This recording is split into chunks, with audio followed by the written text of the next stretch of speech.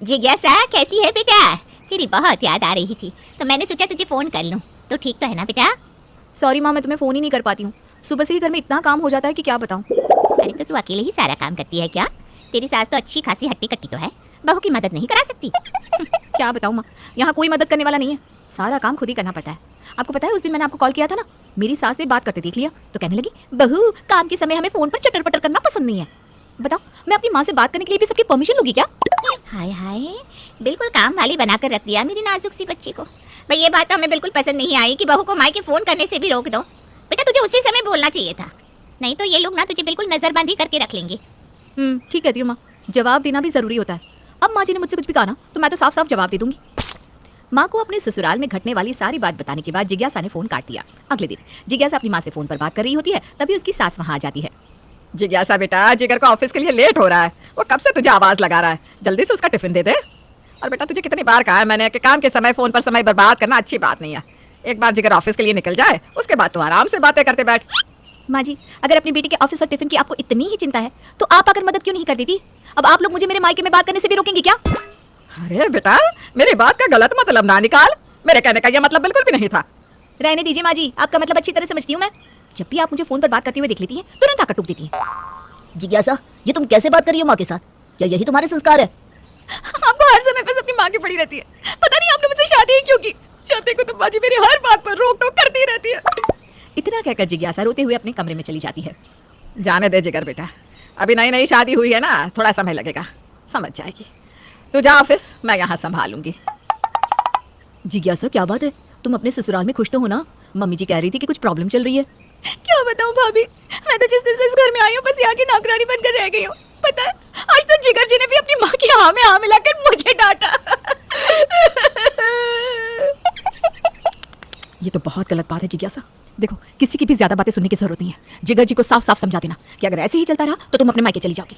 देखना, मायके की बात सुनकर 2 दिन में अकल ठिकाने आ जाएगी। आप बिल्कुल ठीक कह रही है भाभी, मैं ऐसा ही करूंगी।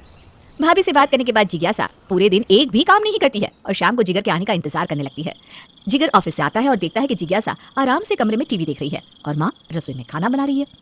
जिज्ञासा, ये क्या बात हुई? माँ रसोई में खाना बना रही है और तुम यहाँ आराम से टीवी देख रही हो?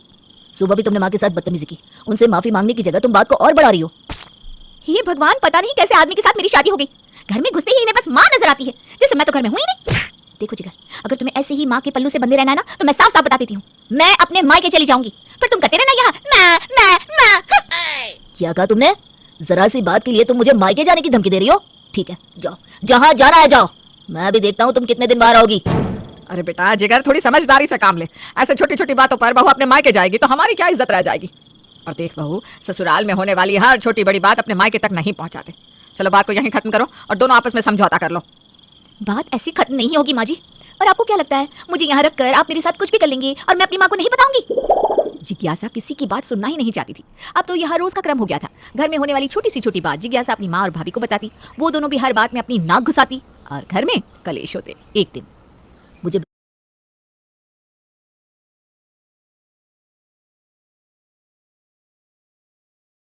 Sending money but getting no. भारी नुकसान हुआ है। जिज्ञासा, अगर रुपयों का इंतजाम ना हुआ तो हम सड़क पर आ जाएंगे। तुम एक काम करो, अपने जेवर मुझे दे दो, मेरे पास भी कुछ सेविंग है, मैं घाटा कुछ कम करने की कोशिश करता हूँ। जैसे ही सब सही होगा मैं तुम्हें जेवर वापस ला दूंगा। जिगर की बात सुनकर जिज्ञासा चुप रहती है। अगले दिन जिगर ऑफिस के लिए निकल रहा था कि उसकी सासू माँ का फोन आ जाता है। दामाद जी, आपसे ये उम्मीद नहीं थी हमें। अपनी माँ की बातों में आकर आपने जिज्ञासा से उसके गहने तक वापस मांग लिए। लगता है गलत ही घर में रिश्ता कर दिया हमने लड़की का। अरे ये आप क्या कह रही हैं? मेरी माँ मुझसे ऐसा क्यों कहेगी? वो तो मुझे नुकसान हुआ तो मैं जिज्ञासा से मदद मांग रहा था।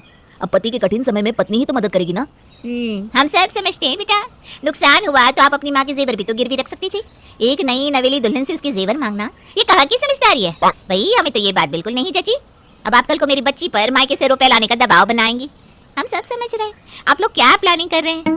देखिए, मैं आपकी बहुत इज्जत करता हूँ माँ जी, लेकिन इसका मतलब ये नहीं कि बिना कुछ भी जाने परखे आप मेरी माँ को अनाप शनाप बोलेंगी। आपको हमारे घर के मामले में बोलने की कोई जरूरत नहीं है। बेहतर होगा कि आप आज के बाद मुझे कभी फोन ना करें, नहीं तो मैं भी रिश्ते की मर्यादा भूल जाऊंगा। अरे क्या बात है बेटा, किसका फोन था? इतना नाराज क्यों हो रहा है तू? जिगर माँ की बात का जवाब दिए बगैर गुस्से में जिज्ञासा के कमरे की ओर चल देता है। इधर जिज्ञासा की माँ दामाद से हुई बातचीत को नमक मिर्ची लगाकर फोन पर बेटी को बता रही थी। आज तो दामाद जी ने हमारी बहुत बेइज्जती की है बेटा। आज के बाद हम तो उस घर में पाँव भी नहीं रखेंगे। अब तू सोच ले, तुझे माँ चाहिए या पति? हमने तो अपना बेटा समझकर जिगर को समझाना चाहा था, लेकिन उन्होंने तो हमें हमारी औकात दिखा दी। दोनों माँ बेटे की बात जिगर और उसकी माँ कमरे के बाहर खड़े सुन रहे थे। जिज्ञासा जैसे ही जिगर को देखती है फोन काट देती है। जिगर, आपने मेरी माँ की बेइज्जती की, आपकी हिम्मत भी कैसे हुई? जिज्ञासा, मैं भी तुमसे यही पूछने आया हूँ कि आखिर तुम मुझसे चाहती क्या हो? अगर तुम अपने गहने नहीं देना चाहती थी तो मुझे मना भी कर सकती थी। बात का बतंगड़ बनाकर आखिर तुम्हें क्या मिला? तुमने अपनी माँ से क्या कहा? यही कि मैं और माँ तुम्हें मायके से पैसे लाने के लिए तुम पर दबाव बनाना चाहते हैं। मेरी माँ को इन सब में घसीटने की तुम्हारी हिम्मत भी कैसे हुई? तो क्या मैं सब कुछ लुटा दूं तुम दोनों माँ बेटा पर? मैं भी तो अपनी माँ से सलाह ले सकती हूँ ना। अगर तुम सही हो तो तुम्हें बुरा क्यों लग रहा है? अपनी माँ की बारी आई तो बड़ा दिल मिला रहे हो। मेरी माँ के साथ बदतमीजी करते हुए नहीं सोचा कि मुझे भी बुरा लग सकता है। तुम एक बेवकूफ औरत हो, तुम्हें कोई नहीं समझा सकता। जो जी में आए वो करो। अरे बेटा जिज्ञासा, ये क्या कर दिया तूने? एक बात का हमेशा ध्यान रखना बेटा, जो पति पत्नी अपने संबंधों में सबको बीच में रखते हैं ना, उनका घर कभी नहीं बसता। ये तुम दोनों पति पत्नी के बीच की बात थी। जिगर ने मुझे भी कुछ नहीं बताया था, तुम्हें भी अपनी माँ या भाभी को नहीं बताना चाहिए था। जो भी बात हो आपस में खत्म कर लेनी चाहिए। इस बात को तुम जितना जल्दी समझ लोगे उतना तुम्हारे लिए बेहतर होगा। बहुत समझ लिया, और नहीं ज्ञान चाहिए आपका। मैं जा रही हूँ अपने मायके। जिस घर में मेरा और मेरे मायके वालों का सम्मान नहीं, मैं वहां नहीं रहने वाली। जिज्ञासा की सास उसे बहुत समझाती है, लेकिन जिज्ञासा गुस्से में अपना घर छोड़ देती है और मायके चली जाती है। आपको क्या लगता है, जिज्ञासा सही है? क्या जिज्ञासा और जिगर वापस एक हो पाएंगे, या उनकी राहें हमेशा के लिए जुदा हो गई है? जानने के लिए देखना ना भूले